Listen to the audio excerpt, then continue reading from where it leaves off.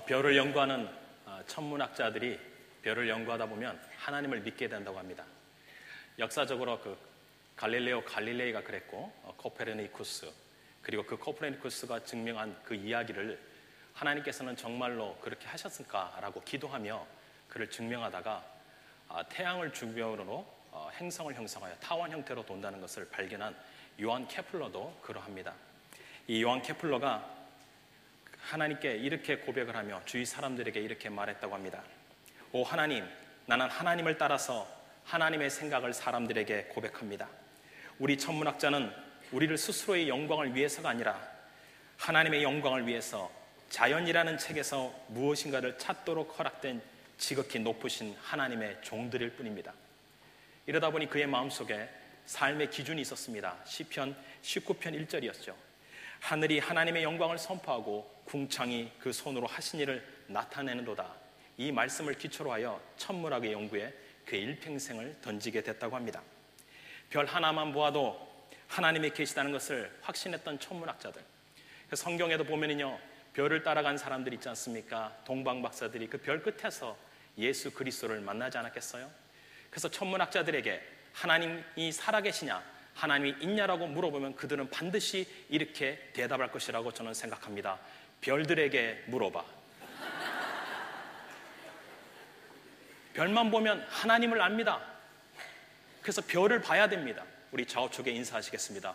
별 볼 일인 인생 되기를 바랍니다.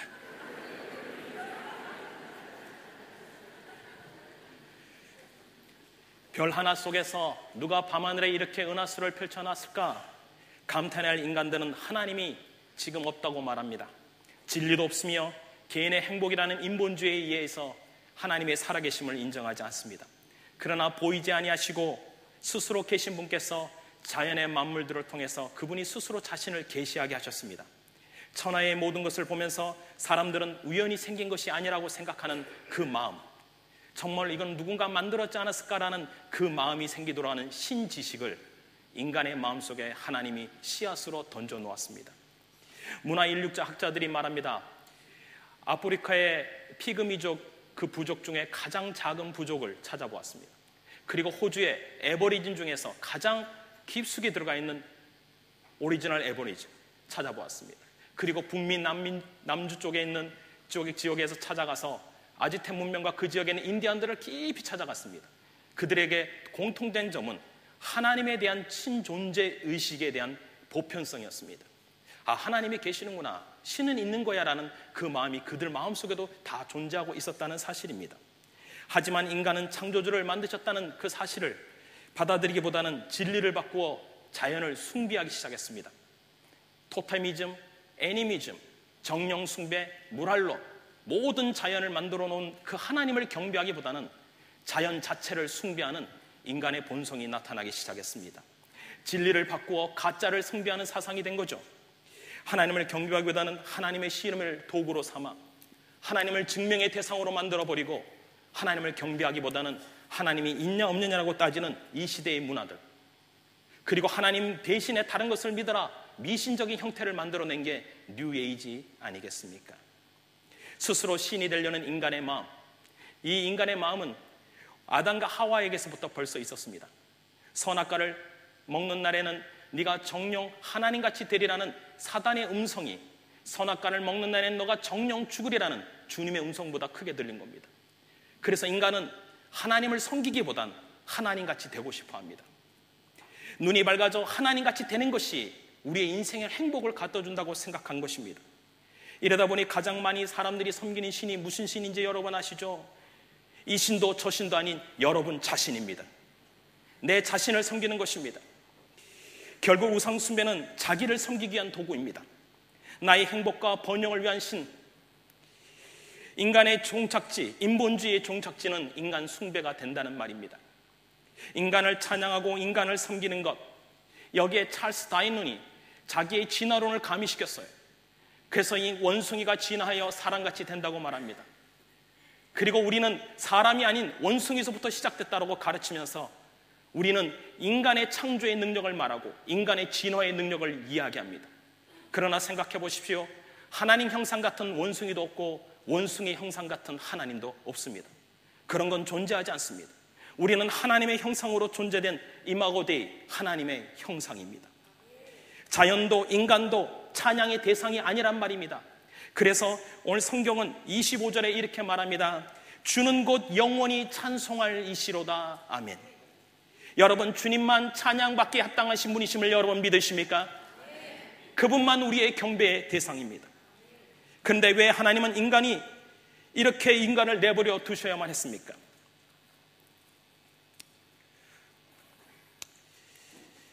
인간은 하나님을 섬기기보다는 그 자신을 섬기기 원했던 그 인간의 마음이 있었기 때문입니다.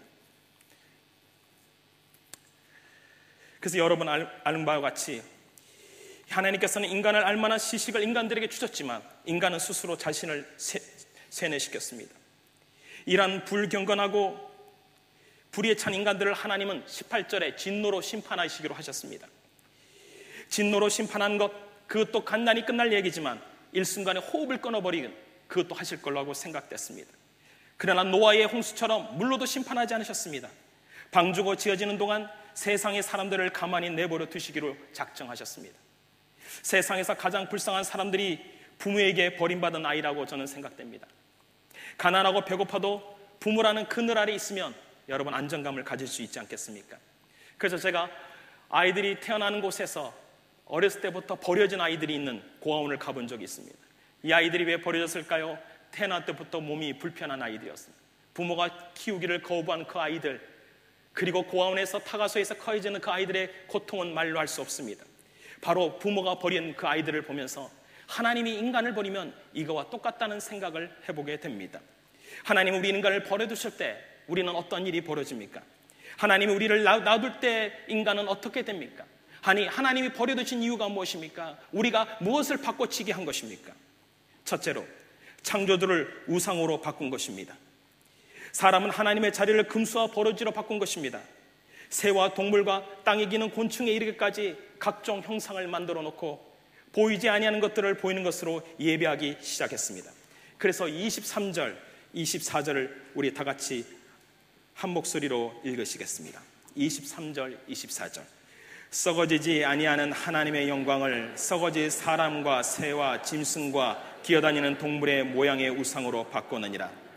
그러므로 하나님께서 그들의 마음의 정욕대로 도려움에 내어버려 두사 그들의 몸을 서로 욕되게 하게 하셨으니. 하나님 없이 살아가는 인간들, 바로 동물과 형상을 숭배하다가 이제는 무엇을 숭배합니까? 인간 자신을 숭배하게 됩니다. 인간 자연 숭배의 그 사상을 뛰어넘어 이제는 생명 없는 신을 하나님이라고 섬기고 있지 않습니까? 이것도 식상했는가 봅니다. 사람들이 더 이상 자신을 섬기는 그 일에서 이제 구체적인 것을 적용하기 시작한 것이 무엇인지 아세요? 동물도 아니고 짐승도 아니고 땅에 기어다니는 곤충도 아니고 사람 자신 그 자체를 형상화시키고 있습니다. 그래서 우리가 알고 있는 고린도전서에 받고 있는 고린도 교회에 어떤 일이 벌어집니까? 이 고린도 교회에는 당시에 아프로디테라는 여신이 상이 있었는데요, 그 신전을 만들어 놓고 수많은 사람들이 신전에서 하나님을 경배한다고 하며 아프로디테의 여신을 숭배하면서 많은 창기들과 종교적인 성적 타락의 예배의식을 진행하게 됩니다. 거기서 그들은 인간을 숭배하며 인간의 사랑을 찬양하며 그리고 음란한 행위를 합니다. 헬라어로 음란한 행위를 한다는 단어가 고린도인 같이 된다는 뜻인 것을 말한다면 바로 당시의 시대의 상황이 어떠한 것인가를 우리는 금방 알 수 있습니다. 로마서의 수신사가 누구예요? 로마 교회입니다. 당시 로마는 가이사 숭배 사상이 있었습니다. 황제 숭배 사상이 만연했다는 거예요. 황제를 섬기며 황제만을 인정하는 그들의 문화 속에서 오늘 황제를 숭배할 신전을 만들어 놓고 그 흉상 앞에 절하는 수많은 사람들, 인간은 어떻게 됐습니까? 인간은 하나님, 그 자신, 자기가 하나님 되기를 원한 것입니다. 바로 이러한 상황 속에서 하나님께서는 이 하나님의 교회가 하나님의 말씀대로 살아가며 하나님이 너희를 창조해서 그리고 하나님만을 찬양할 것이라고 이렇게 이야기하며 주님은 곧 영원히 찬송을 받으실 분이라고 고백하고 있지 않습니까? 왜 하나님은 인간을 이렇게 버려두셔야만 했습니까? 인간이 무엇을 바꿔치기 한 것입니까? 둘째로, 결혼과 가정을 동성애로 바꿔치기 한 것입니다. 사람이 타락할 때 가장 먼저 나타나는 현상이 무엇인지 아십니까? 성적 타락입니다. 우리 26절, 27절을 다 같이 읽으시겠습니다. 26절, 27절 시작.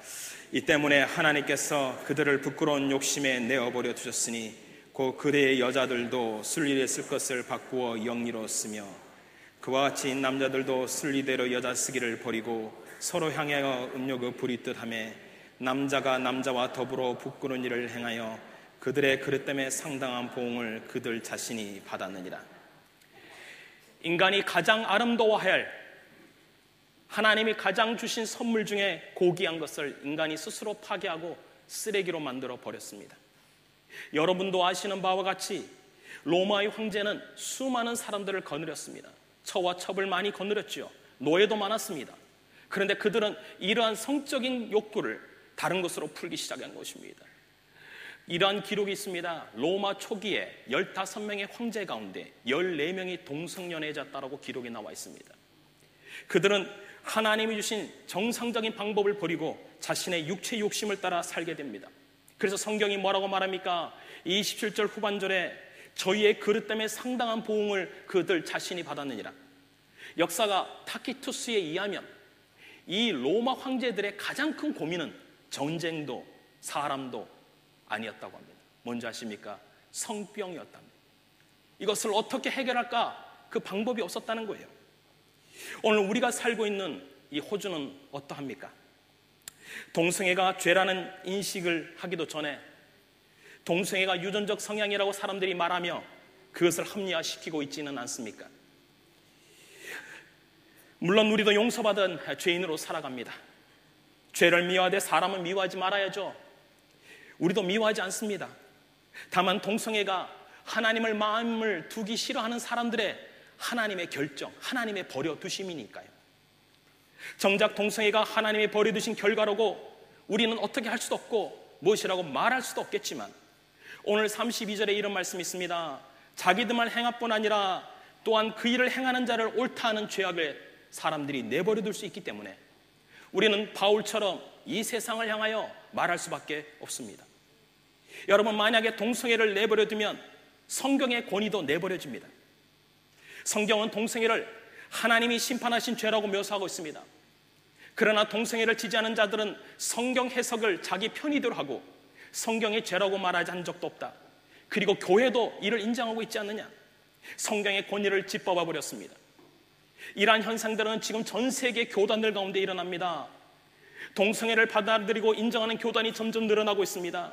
심지어 동성애 목회자도 나오고 있습니다. 성직자도 나오고 있습니다. 여기에 중심에 WCC 에큐메니칼 운동도 서 있게 됩니다. 평화라는 이름하에, 사랑이라는 이름하에 동성애 주자를 받아주자는 겁니다. 동성애자를 전도의 대상으로 보고 불쌍히 여겨 하는 것은 당연한 이치입니다. 그래도 구원받아야 될 죄인이기 때문이죠. 하지만 보다 본질적인 문제가 있습니다. 동성애를 교회가 인정하면 성경의 말씀도 오래지 않아 다 무너질 것입니다. 성경의 권위가 무너지면 여러분이 믿는 하나님에 대한 신앙도 무너질 것입니다. 오류가 있는 하나님의 말씀을 우리가 어떻게 믿겠습니까? 오류가 있는 하나님을 여러분 어떻게 신뢰하시겠습니까? 성경의 말씀은 2000년 전의 이야기야. 스토리를 어떻게 믿겠습니까? 더 나아가 동성애는 교회의 거룩성과 우리의 가정을 혼탁하게 할 것입니다.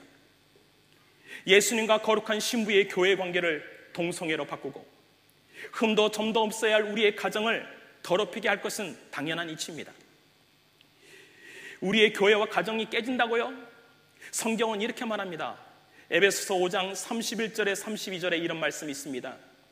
이러므로 사람이 부모를 떠나 그 아내와 합하여 그 둘이 한 육체가 됐지니 이 비밀이 크도다. 내가 그리스도와 교회에 말하노라. 결혼이라는 것은 한 남자와 한 여자가 결혼하는 것을 만나는 것을 말합니다.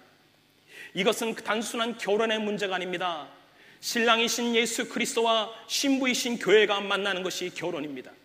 만약 여러분이 동성애를 인정한다고 한다면 여러분 거룩한 교회도 없어질 것이고 신랑 되신 주님도 신부인 우리의 교회도 성도도 사라지게 되는 교회론의 문제가 아니요 교회 존립 여부의 문제가 됩니다. 심지어 여러분의 가정도 마찬가지입니다. 그래서 동성애를 받아들이면 우리의 가정까지도 변질된다는 것을 우리가 알고 수 있습니다. 가정의 변질을 막기 위하여 지난해 12월 12일 날 캔버라의 호주 대법원에 캔버라 주가 동성애 결혼을 27쌍을 인정합니다. 그러나 여기에 대해서 호주 대법원이 이것을 각하해버리죠. 이것을 무효화시킵니다. 아직까지 그것은 통과할 시기가 아니다. 그것은 아직까지 정서적으로 받아들일 수 없다라고 이야기합니다. 근데 시대는 벌써 세상은 더 많이 가고 있습니다. 더 많이 움직이고 있습니다. 이것은 시간 싸움에 지나지 않습니다. 우리가 그렇지만 문화계와 예술계 가보십시오. 여러분이 다니는 자녀들의 학교를 가보십시오. 대학교의 교수들을 보십시오. 여러분 자녀들이 있는 학교의 선생님의 구성원을 보십시오. 얼마나 많은 동성애자들이 있는지. 심지어는 기독교 학교에 성경을 가르치는 분이 동성애자입니다. 그렇다면 그 아이들이 무엇을 배우겠습니까? 성경을 배우겠습니까? 동성애를 통한 성경의 말씀이 진리라고 받아들이겠습니까? 우리가 사는 시대는 그렇게 만만한 시대가 아닙니다. 심지어 더 큰 문제는 우리의 2세의 문제입니다. 만약 동성애를 인정하고 결혼을 합법하면 자녀들이 결혼할 때 만약 여러분의 아들이 아니 우리의 자녀들이 아들이 찾아와 아빠에게 묻습니다. 아빠 나 결혼할 사람 있어 라고 물어보면 아버지가 반드시 물어야 할 질문이 하나 생겼습니다. 남자냐 여자냐? 안 그렇겠습니까? 그런다는 거예요. 동성애 축제 마디그라의 관광 상품이 되어버린 시드니 도시, 말 그대로 무더운 여름에 힘없이 떨어져 죽는 꽃처럼 지금 시드니 되고 있습니다. 시드니의 도시는 동성애로 시들고 도덕도 시들고 더 우려되는 것은 교회도 시들고 우리의 신앙도 시든다는 겁니다.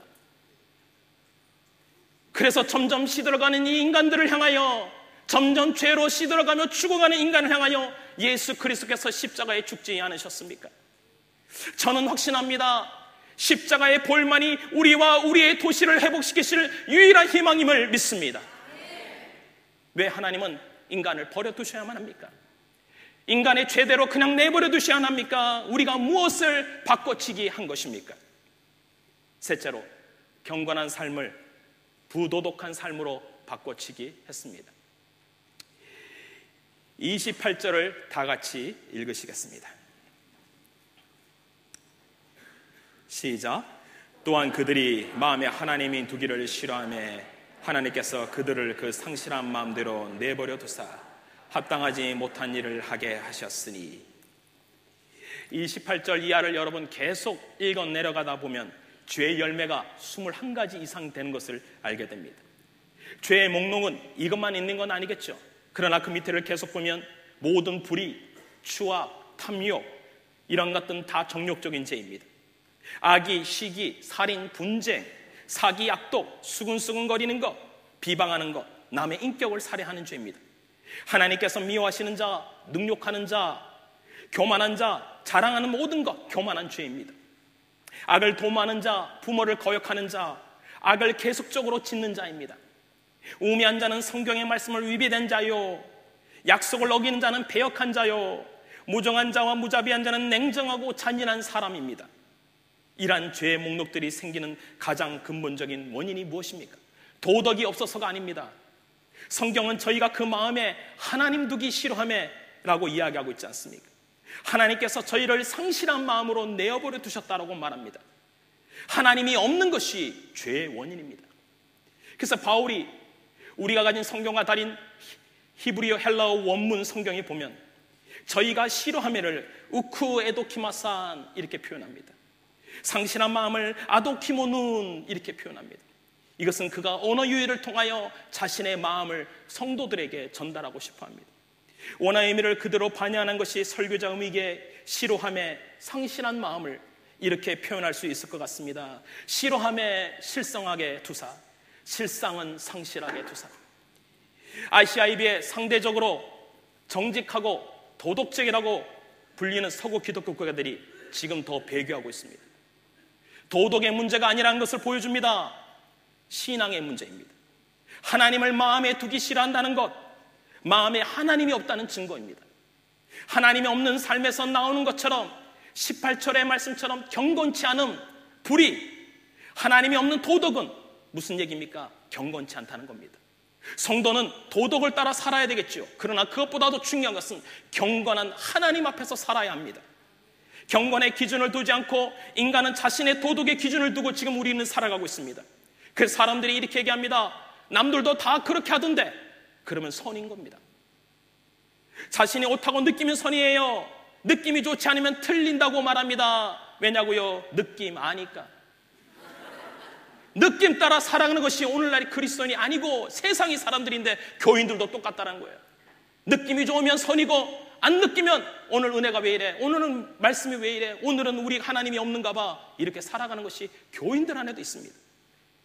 포스트 모더니즘의 영향하에서 모든 것을 상대적으로 보고 상황에 맞춰 도덕적 기준을 맞춰가는 이 시대에 더구나 자식뿐 아니라 남들도 그렇게 행동하기로 조장하는 세속의 문화 앞에 사람들은 말합니다. 도덕적 계획이 앞에 언급한 죄들을 해결할 수 있겠지. 도덕적으로 경찰을 더 강화하고 정의를 더 살리고 법제화를 더 만들면 사람들을 살릴 수 있겠지. 그러나 인간의 도덕으로 해결할 수 없습니다.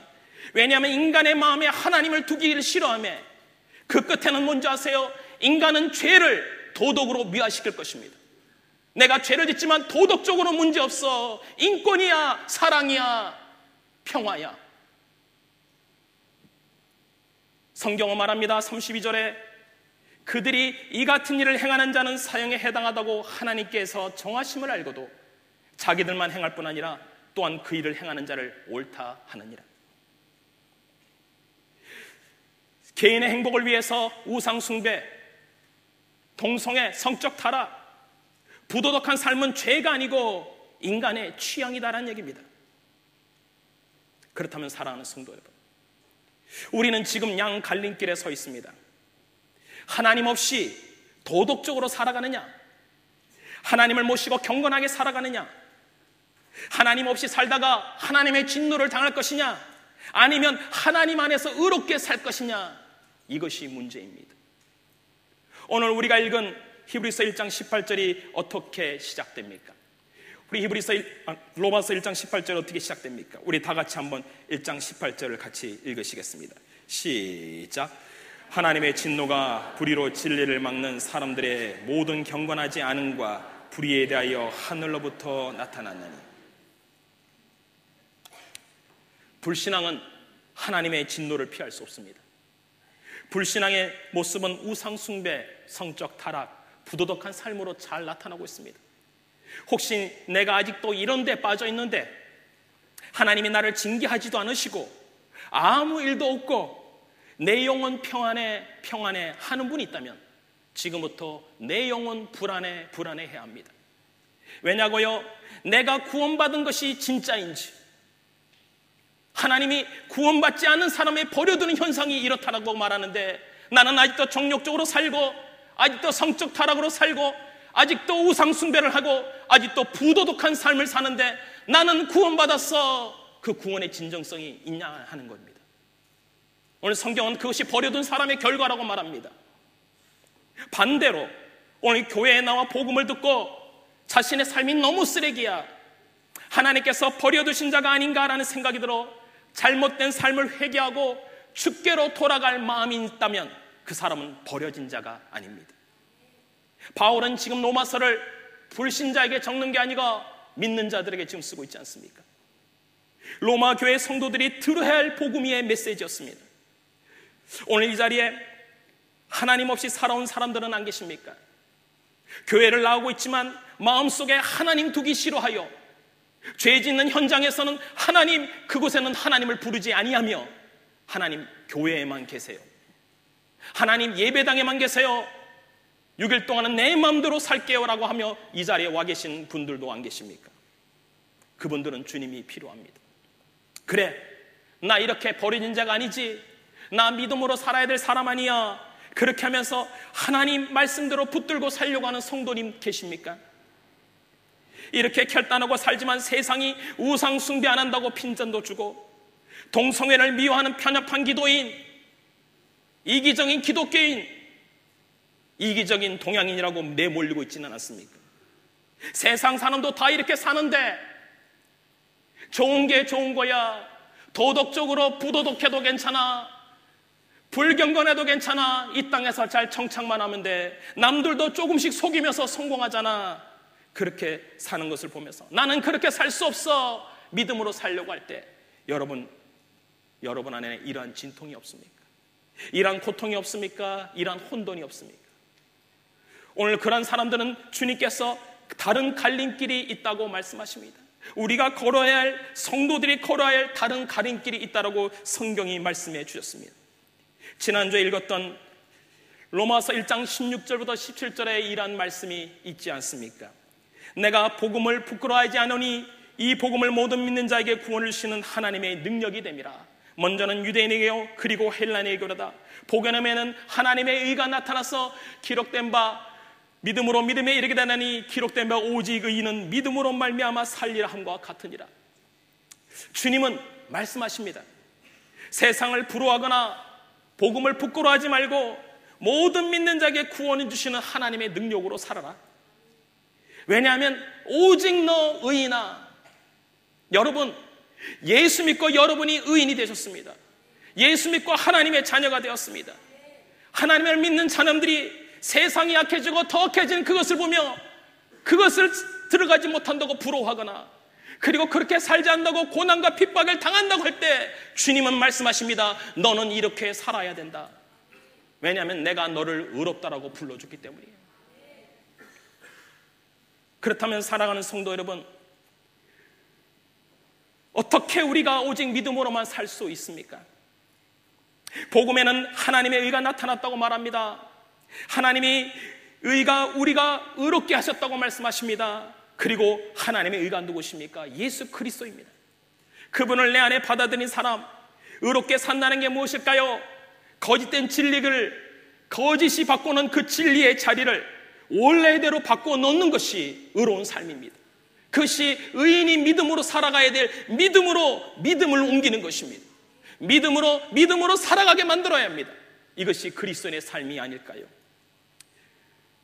그러므로 우리는 이렇게 바꿔야 합니다. 세상이 바꿔치기 한 것을 제자리에 갖다 놓아야 합니다. 세상이 뭘 바꿔치겠습니까? 우상의 자리에, 인간 자신의 숭배의 자리에, 하나님이 아니라 자신을 섬기는 그 자리에, 우리는 그 자리에 하나님을 모셔야 합니다. 인간이 바꿔치기 한 성적 욕망과 타락의 자리에 우리는 거기에다가 하나님의 건강한 가정을 회복시켜야 합니다. 인간이 바꿔치기 한 부도덕한 자리에 하나님의 자녀들이 경건한 삶으로 살아야 합니다. 이것이 오직 의인이 믿음으로 살아가는 길입니다. 사랑하는 성도 여러분, 언제까지 우상 숭배로 이 땅이 더럽혀지는 것만을 보고 있으시겠습니까? 언제까지 동성애로, 성적 타락으로 우리의 교회와 가정과 우리의 자녀들이 이런 데 노출당해 시들어 죽기를 기다리시겠습니까? 언제까지 경건치 않은 삶을 사는 것을 방관하고 계시겠습니까? 언제까지 기다릴 수 없어서 오직 의인은 믿음으로 말미암아 살리라고 그 음성을 들었던 하박국, 이 로마서에 오직 의인은 믿음으로 말미암아 살리라는 이 메시지가 하박국서에도 그대로 있지 않습니까? 그 음성을 하박국이 들었습니다.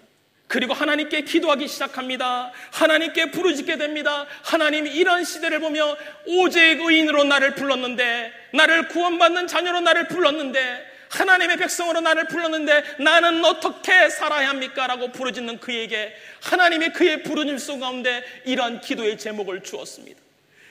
하박국 3장 2절에 이러한 말씀이 있습니다. 여호와여, 내가 주께 대한 소문을 듣고 놀랐습니다. 여호와여, 주는 주의 일을 이 수년 내에 부응케 하여 주옵소서. 이 수년 내에 나타내시옵소서. 진노 중에라도 긍휼을 잊지 마옵소서. 어떤 기도를 했습니까? 하나님이 버려두신 사람들, 하나님이 내버려두신 그것들, 그리고 저 거대한 세상의 세속화의 물결에 아무것도 할 수 없는 성도들의 삶처럼 연약하고 이 까당의 이민자로 살아가는 사람들, 정말로 힘이 없어 보이는 이들에게 하나님은 도전하시는 것입니다. 주님, 너는 기도할 수 있지 않니? 너는 나가서 예수 그리스도를 말할 수 있지 않니? 너는 나가서 하나님이 살아계시다고 고백할 수 있지 않겠니? 그러면 우리의 힘으로 안 되기에 성령이 임하시면 되는 줄 믿사오니 주여 이 땅에 부흥을 주시옵소서. 이렇게 기도할 수밖에 없었던 하박국이었습니다. 그리고 주님, 이 땅에 진노를 거두어 주옵소서. 저들을 더 동성애 자로 내몰지 마십시오. 저들을 성적 타락으로 더 내버려 두지 마십시오. 우리의 가정이 깨어진 대로 내버려 두지 마십시오. 그리고 우리의 자녀들이 세속의 문화로 죽어가는 것을 내버려 두지 마십시오. 하나님이, 예수님이 이들을 위하여 죽으셨다면 이들을 버리지 말아 주시옵소서. 이것이 하박국의 고백이었습니다. 그러므로 사랑하는 성도 여러분, 우리는 이제 이렇게 기도할 수 있다고 생각됩니다. 오늘 여러분이 살아가는 이 세대 속에서 오늘 우리가 만나는 수많은 호주인과, 아니 내가 호주의 사람으로 살아가면서 이 땅에 여러분 무엇을 하라고 부름을 받았습니까? 이 땅에 하나님께서 나를 부르시다는 확신과 소명을 가진 성도로 살아간다면 오늘 내가 그 동성애 연애를 들어가지 않는 것을 인하여, 그리고 그것을 부러워하는 것도 아니고, 그리고 우상 숭배하는 사람들의 방식과 형태를 따라가면서 그것을 즐거워하는 것도 아니고, 그리고 우리의 가정은 그래도 괜찮아요, 고만고만해 먹고 살아요, 나는 그래도 나이스하게 신앙생활해요, 교회도 나오잖아요, 나는 구원받았어요, 그렇게 여러분만 알고 가만히 신앙생활 하시다가 주님 앞에 서시겠습니까? 아니면 이 땅을 향하여 신음하는 저들의 소리를 들어보십시오. 우리의 다음 세대들의 신음할 세대들을 보십시오. 그리고 여러분의 가정, 그리고 이 땅의 하나님의 교회를 보십시오. 교회는 지금 신음하고 있습니다. 모든 하나님의 창조의 질서가 신음하고 있습니다. 그런데 우리 안에는 신음이 없다니요, 우리 안에는 진통이 없다니요. 그렇다면 내 안에 있는 진통은 무엇입니까? 성공이요? 행복이요? 더 나은 삶입니까? 물론 그것도 필요합니다. 그러나 오늘 여러분 하나님의 은혜를 받고 믿음으로 사는 성도로 이 자리에 왔다면, 여러분 이 땅에 보내신 하나님의 백성이라면 우리가 이 땅을 위하여 기도해야 되지 않겠습니까? 우리가 이 땅을 위하여 중보해야 되지 않겠습니까? 이 땅을 하나님 버려두지 마시옵소서. 이 땅을 회복시켜 주시옵소서. 이렇게 기도해야 합니다. 그러므로 사랑하는 성도 여러분, 저는 이렇게 기도할 수 있다고 말할 수 있다고 고백됩니다. 주여 이 땅에 부흥을 주십시오. 주여 우리가 회개하오니 우리가 나가서 증거하지 못했습니다. 우리가 우리의 가정을 거룩하게 하지 못했습니다. 우리가 하나님 저들의 죄라고 그냥 우리가 방관해버렸습니다. 주여 우리의 죄악을 용서하여 주옵소서. 주여 부흥을 주시면 하나님의 자리에, 하나님의 세상의 자리에 하나님을 다시금 모시겠습니다. 깨어진 우상의 자리에 주님을 다시 모시겠습니다. 깨어진 우리의 가정의 그 자리에 건강한 가정을 회복하겠습니다. 부도덕한 그 삶 위에 하나님의 경건한 사람으로 살겠습니다. 이러한 소원을 갖고 이 땅을 위하여 기도하고 나갈 때 하나님이 우리를 통하여 이 땅을 바꾸실 줄 믿습니다. 저는 바랍니다. 여러분 안에 하나님의 복음으로 여러분 안에 영혼이 바뀌어지기를 축복합니다. 하나님의 말씀으로 내 안에 먼저 변화가 일어나기를 바랍니다. 그렇게 함으로 이 땅에 하나님의 부르신 사명을 감당하시며 주여 이 땅에 부흥을 주사 우리 한민족을 통하여, 우리의 다음 세대를 통하여, 우리 세숫교회를 통하여 이 호주 땅을 바꾸어 주시옵소서. 이렇게 기도하며 승리하시는 여러분 되시기를 주님의 이름으로 축복합니다.